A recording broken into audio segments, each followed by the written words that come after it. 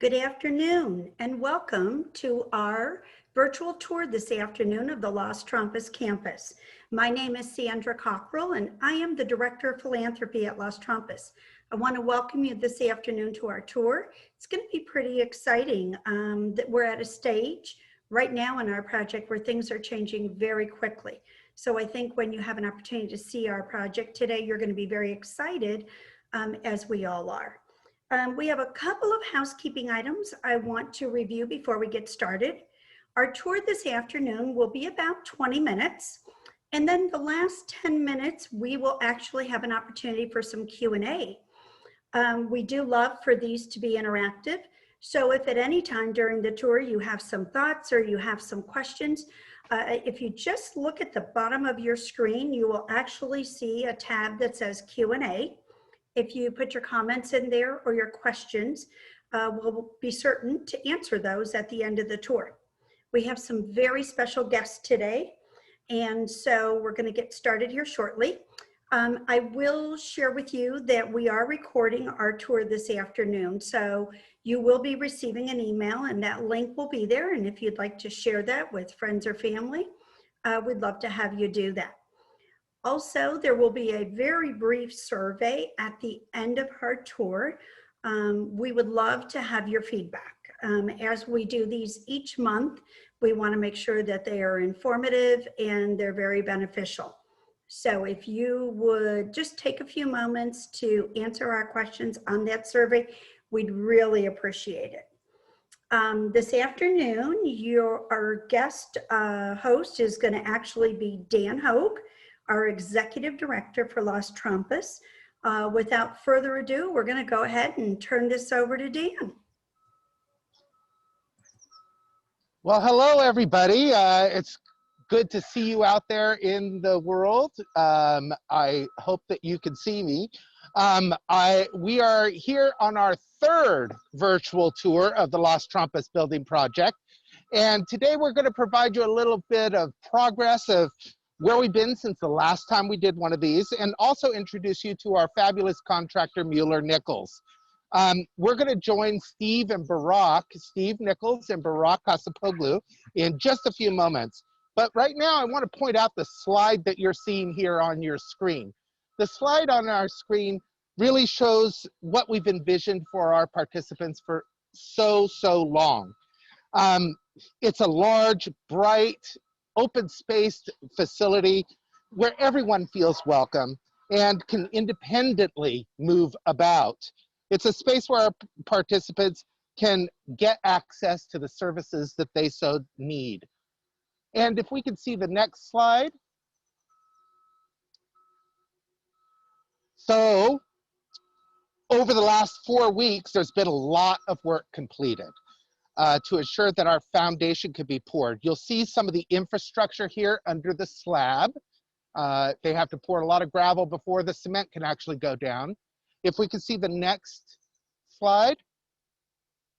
And then we started going vertical. Here is the process of building the walls. And at this point, the project really starts moving pretty quickly. You'll notice that you know, we've got the walls on the ground, but on the next slide, the walls are going up. There be walls. And this is a great shot of the first floor of the building, and it gives you some sense of the layout for the building. You'll also notice the placement of where, on the next slide, and you can see more of some of the first initial walls going up. And if we can see the next slide. Here, this aerial shot really gives you a really good idea. These are just a few of the walls that are going in, but you really start seeing down in the bottom left corner where the circle driveway is going to be. And that is really going to be a significant improvement for the people that we serve. Being able to load and unload individuals in a fast, efficient manner while protecting them from the elements. There will be a canopy that goes over protecting everybody. If you remember our old campus, we had a canopy, but it was tiny, and we were only able to actually load and unload one bus at a time. or 2 buses. At this point, we'll be able to do up to 5 particular buses at a time so that our participants can actually get in and start learning right away. Additionally, our staff and the bus drivers are really going to appreciate the fact that they don't have to make these 7-point turns to get in and out of our driveway anymore. Now it's just one nice curve, no turn, just one big turn, and you're in and out. It's really an awesome thing. You'll also notice on the creek side of our building, which is at the top of your building, that area is actually creating outdoor space, which is an extension of our classrooms, so that learning not just takes place inside the classrooms, but also out in what is a beautiful campus. And when our second floor is constructed, you'll be able to see where it will actually meet with the admin building. So this first floor meets at it stops at the level of where the admin building is. If we could have the next slide, please. Right now, at this time, I would like to introduce Steve Nicholls, the owner of Mueller Nicholls, and Burak Kasapoglu, who is our operations manager. Steve, Burak, are you there? Yes, Dan, how are you? Hi, Burak, how are you? I'm not sure. great. There you are. Gotcha. So, and is Steve joining us? Hey, Yes. Dan, you look like a construction worker today. Hey, you know what? Hey, if this gig at Las Trampas doesn't work out, I'll be knocking at your door. I've learned a lot from you guys through this process. I almost feel like I could jump into this, but I know it's far, far, far more difficult than what I've actually seen. So, speaking of that, can you sort of give us an overview of the project thus far? Sure, I'll be doing that. First of all, we're super excited to be here today and actually just in general to be part of this project. It's something that's very close to us. Steve will talk about later. And as you can see, we've made some progress since the first day we started talking to you guys about 2 years ago, before anything was in the ground. The project is approximately 18,000 square foot, 2-story new building. And we have 9 classrooms, including a cooking classroom, a dance and music room, and a flexible classroom. And we also have about 20,000 square feet of outdoor landscape space that will be available for the client's use. In addition to that, we have 2 elevators that will be serving the clients. And I see that since the last time that we did this, not only are most of the first floor walls up, but there's these silver shiny V things behind you. Can you sort of explain what's going on? Because it looks like they're installing a lot of that today. Yes, those are our floor trusses for the second floor. So that's what you will be standing on and probably jumping up and down on in a couple of weeks. We'll have the floor sheeting go on top of that, and second floor walls will follow. Well, I'll be jumping up and down as soon as this project is complete and we're able to actually get the folks that we serve into that building. I'm so excited. So basically you're telling us that the trusses are going in. So Burak, you trust Las Trampas. I trust Las Trampas very much.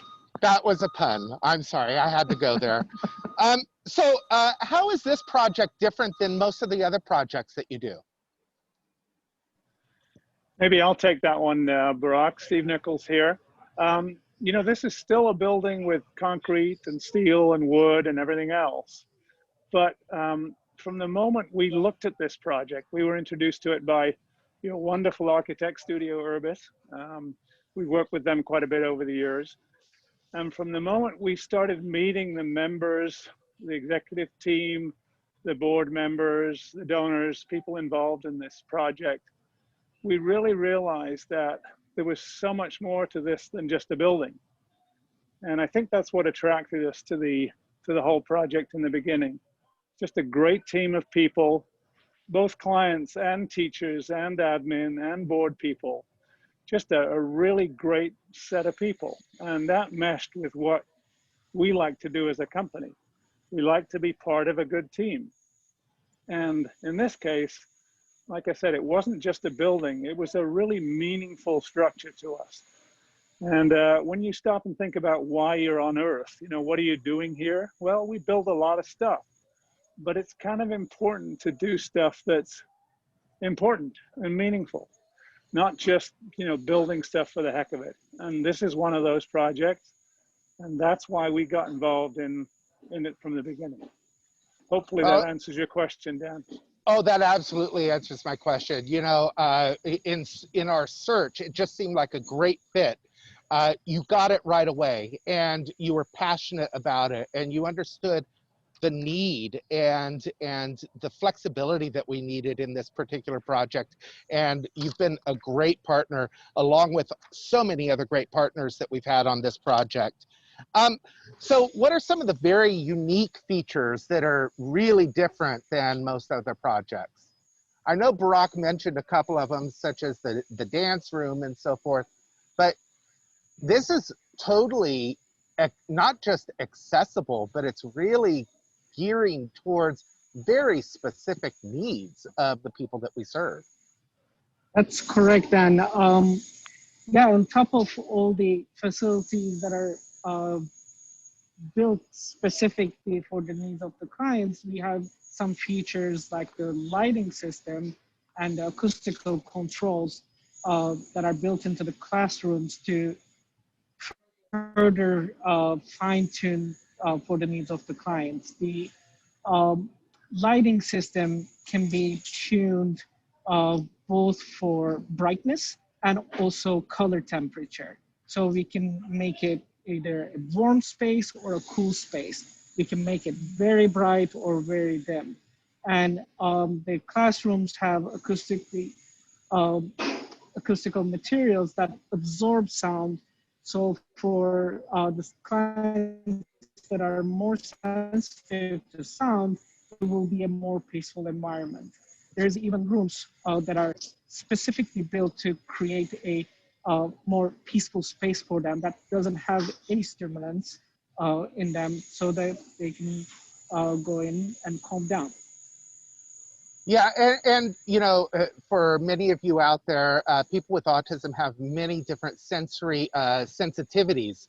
And what we did as a team, and everybody brought good information, is try to minimize a lot of those sensory distractions. And another thing that's going in here is not just for people with autism, but people with physical disabilities. We have these wonderful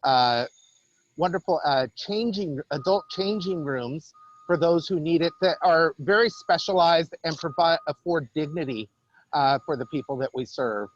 So I just have to commend you and the entire team for everything that you've done to put into this.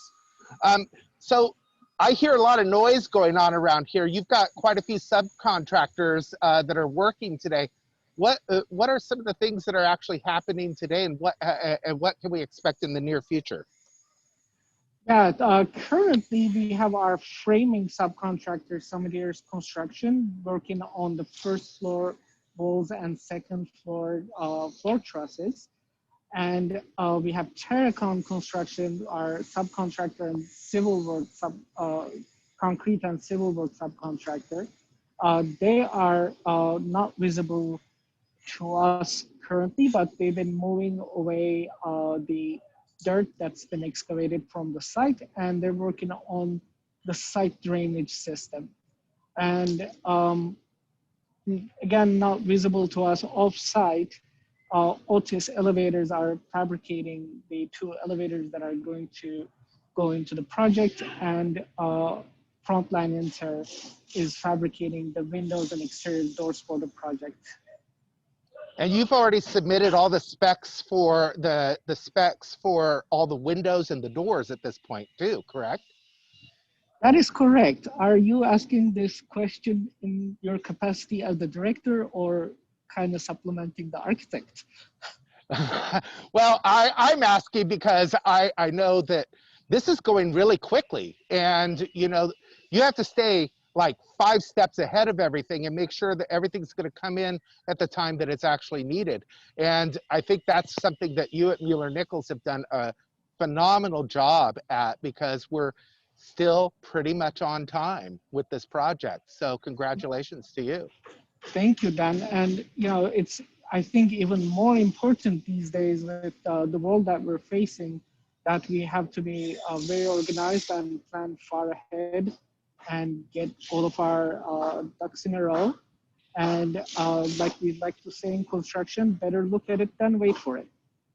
Well, as I like to say, measure twice, whatever that saying is, measure twice, do it once, or what have you. And I think you guys have crossed all of your T's and dotted all of your I's in this particular project. So I know I know Steve sort of talked about why this project, and I know you guys helped us with our relocation space as well. Burak, what's your connection to this project? I have a background on architecture. I have a degree in architecture from. One of my projects in school was a project that was similar to this, which obviously was a school project. It was just conceptual, but I had to do a lot of thing and research. And in Turkey, it's very limited facilities, and most of the facilities were meant to serve as a place of control rather than serving the clients. And for me, when I heard about Las Trampas and read about what you guys do and the services that you provide and the goal of the organization, it meant a lot. It's not a place for people to just be controlled. It's a place for people to live. So that's why it's really close to my heart. Well, I remember, Burak, you visited us at the temporary location site and got to meet some of the people that we serve. And you were a little emotionally overwhelmed with what it is that we do and who we serve. And that connection means the world to me. Steve, is there anything that you would like to add? Well, Dan, when we first looked at this job, I just said to myself, on behalf of our company, really, how could we not do this work? That was what we looked at it. We just said that we've got to do this project. And, it was budget challenged, which project isn't, but we made it work. And it's a local project for us, so it's right in our backyard. We're an Oakland-based company. Even though you introduced me as the owner of the company, I'm actually not anymore. We're employee owned now. That's right, you're employee owned. That's phenomenal. We're What an a great ESOP. So one of the things that, has meaning for all of us is working in the community we live in and giving back to the community that we live in. And this project is perfectly fit for that. I think we're already feeling a real intense pride that we're involved in this thing. I think when we're done, we're going to feel like it's one of the best projects we've ever built. And as Burak says, we just have to stay ahead of things because COVID is really affecting the way we build in terms of logistics and supply chains and all the rest of it. So we have to stay on top of it. It's great we're on schedule. We aim to stay on schedule and stay on budget. So hang in there with us, guys. We'll get there. Yeah, you bring up COVID, and I see we're all masked up right now. The last couple, I wasn't wearing a mask and so forth, and just, we need to stay safe, and we need you to stay safe so we can actually fulfill the dreams of the people that we serve. I want to thank both you and Burak. Steve, Burak, thank you so much for your time, and thank you so much for everything that you're doing on this project. Hey, the thumbs up go to you guys. I would really like to show the next slide here as to what the project is actually going to look like. Many of you have already seen this. This is the front view, and there's that turnabout that we were talking about. So no more 7-point turns to get in and out. But as you heard from both Steve and Burak, there's a lot of features that go into this building that are very unique and are needed for the people that we serve. And we couldn't really afford to cut, we really couldn't afford to cut corners here. So while you see a lot of buildings go up, this one has some features in it that are not super inexpensive, but they're needed. And if we could go to the next slide, this is where we are. You know, we've gotten, you know, close to our goal, but we still have a little bit of ways to go. So I certainly hope that all of you out there will join us in making this dream possible for the people that we serve.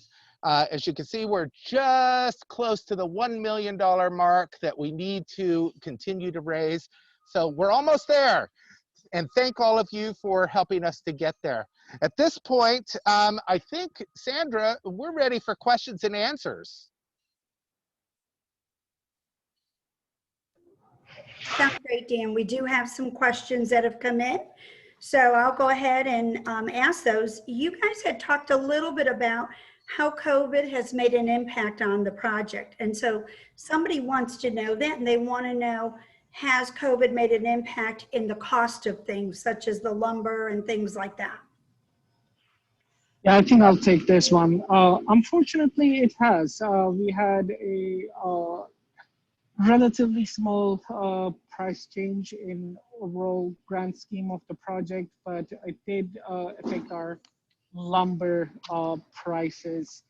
And what we try to do is we're constantly talking to our subcontractors and vendors and suppliers and try to get in front of potential price increases by placing orders early when we can to protect Las Trampas from such increases. Planning is key here. Planning is totally key, and that's why we have you on our team. Thank you. Thank you, guys. Somebody wants to know, when did the project start and when do we anticipate that Las Trampas will be ready to move back in?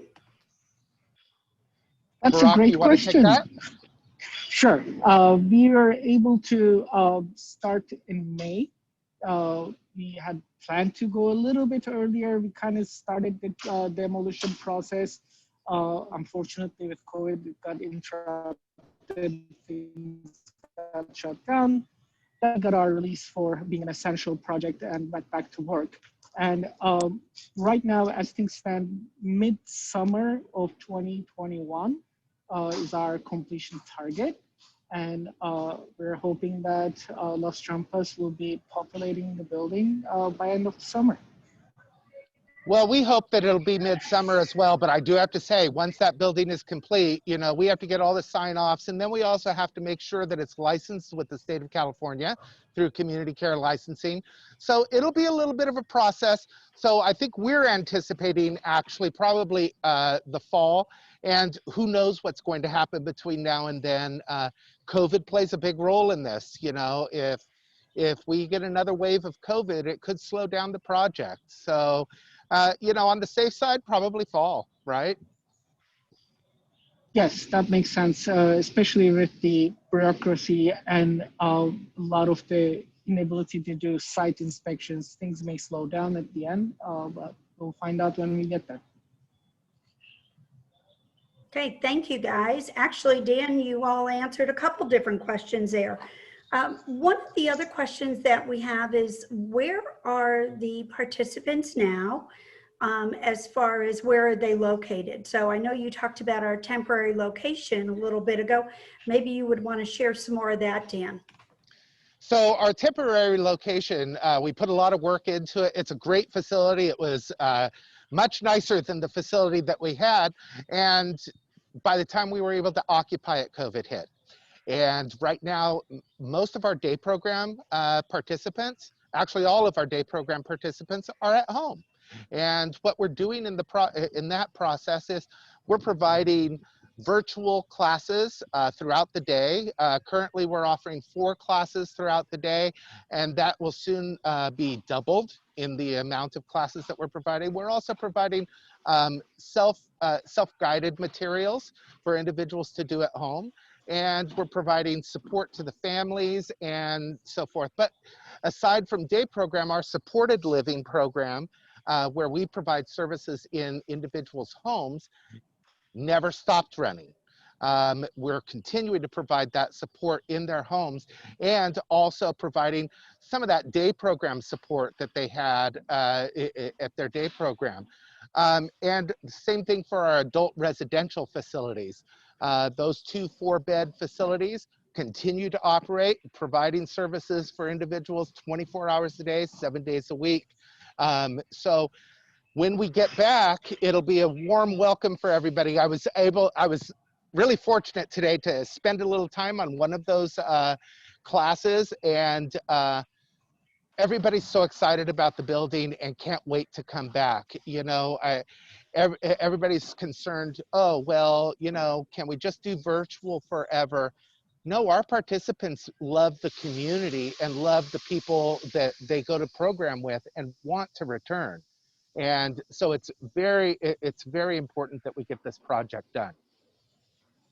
Thank you, Dan. So we have 2 questions that kind of go together. Somebody wanted to know what will be the capacity of our new building, and then also, will there be any type of expanded services being offered in this building? So I could talk a little bit about that. Our old facility had a capacity of 70. Our temporary relocation has a capacity of 100, and this new facility will have a capacity of 120. So we're really increasing our the number of people that we serve by at least 40%. In addition to that, it's not just the capacity of the number of people that you could serve. Our old facility could only serve 15 people who are considered non-ambulatory. This new facility will be able to serve 50 people with that are considered non-ambulatory or have ambulatory barriers, and that's where our waiting list is. A lot of those people can't find programs because of limited capacity. And I can't recall, what was the second part of that question again? Will there be any different services? Yes, we are definitely looking at different services. One of the things is that we are impacted by, and not impacted, it's a great thing, home-based community services, HCBS, Medicaid waiver rules. And one of the things is to increase the amount of community integration. And we are looking at, with this new facility, of being able to not just go out into the community, which we do a ton of already, but also to bring the community in, so that those individuals who are not comfortable going out into the community still have access to the community. So we'll be bringing in things like dance instructors. We'll also be looking at expanding employment services. We'll be looking at a lot of different things as we move forward. So we're very excited. This facility allows us to do that. Thank you, Dan, for that. We have one last question. I think somebody's already thinking ahead that the rainy season's going to begin, and they want to know, when will the building be weatherproof? I can't answer that. Burak, Steve, go I think for that's it. a me question.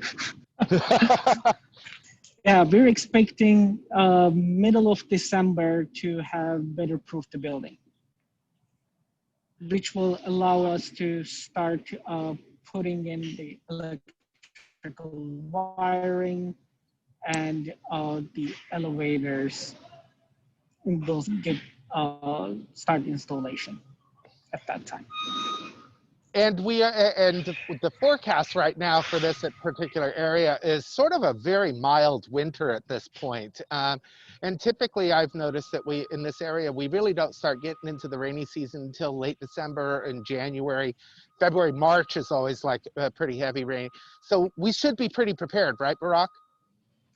Yeah, in our experience, a lot of the times, like you said, the real rain starts early in the new year, probably into February. And the technical rainy season starts in October, but yeah, as you can see, seems pretty not rainy to me. Well, Burak, if we did have a really heavy downpour and so forth, is that going to create any damage to the project, or is it going to delay things? No, we anticipate a certain number of days lost in production in every season, whether it may be too hot or too cold or too rainy or too windy. So that's already built into our.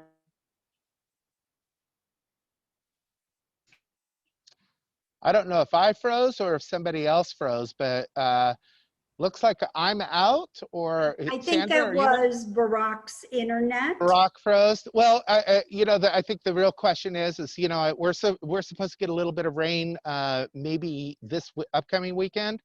And I don't think it's actually going to affect the actual structure.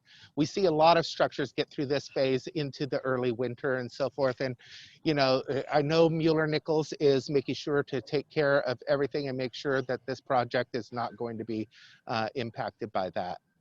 Are there any other questions? Those are all the questions that we have had come in, Dan.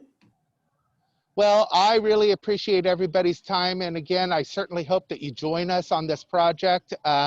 It's very exciting. It's very innovative. I've said it in other tours that we've had. As far as we know, this is going to be the only facility of its kind in the Bay Area. And you know, that's really geared towards accessibility for people with all disabilities. And super excited, and you too could be a part of it. So please join us. All right. And thank you to everyone who has joined us this afternoon, and we will be sending the recording out.